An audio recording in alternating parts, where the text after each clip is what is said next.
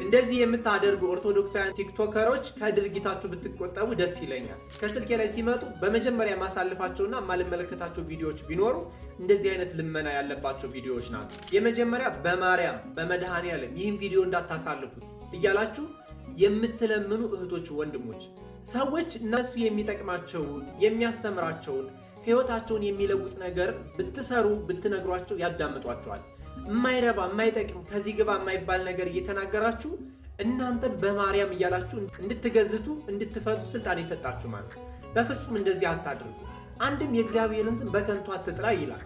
ከንቱ ነገር የማይጠቅም ነገር እየተናገራችሁ የእግዚአብሔርን ስም መጥራት መገዘት መለመን በራሱ ኃጢአትና በደል መሆኑን ማወቅ ይጠበቅባቸዋል። ሁለተኛ ይህን ቪዲዮ ካሳለፋችሁት ማርያምን አትወዷትም ማለት ነው።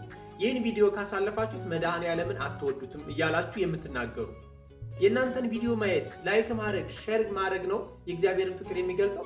እኔ ለማርያም ለቅድስት ድንግል ማርያም ያለኝን ፍቅር የሚገልጸው ያንተን ቪዲዮ ላይክ አድርጌ ነው? ቪዲዮስ ለአምስት ሰው ሼር አድርጌ ነው ያለኝን ፍቅር የሚገልጸው? ለመድኃኔዓለምስ ያለኝን ፍቅር የማሳየው በዚህ ነው?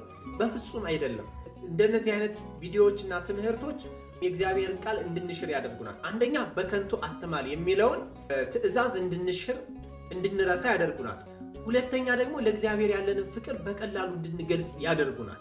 በፍጹም በቀላል ነገር የእግዚአብሔር ፍቅር ቪዲዮ በማየት ሼር በማድረግ የሚገለጽ የሚለካ አይደለም። ሶስተኛ የእግዚአብሔርን ቃል በከንቱ አትጥራ የሚለውን የወንጌል ቃልም ያጣርሳሉ እና በፍጹም እንደዚህ የሚሉ እህቶችን ወንድሞችን ከድርጊታቸው እንዲታቀቡ ሁላችሁም ቪዲዮውን ዝም ብላችሁ ማሳለፍ እንጂ ላይክ ወይም ሼር አታድርጉላችሁ።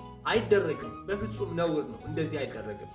ሰዎች የሚፈልጉት ከኛ ምንድነው ብለን በትክክል ካየነው ለነሱ የሚጠቅማቸውን የሚበጃቸውን ወደ ህይወታቸው የሚገባውን መንፈሳቸውን የሚያረጋጋውን መልካሙን ወንጌል ብንነግራቸው ያዳምጡናል። እኛ ሳንነግራቸውም ሼር ያደርጉልናል፣ ላይክ ያደርጉልናል።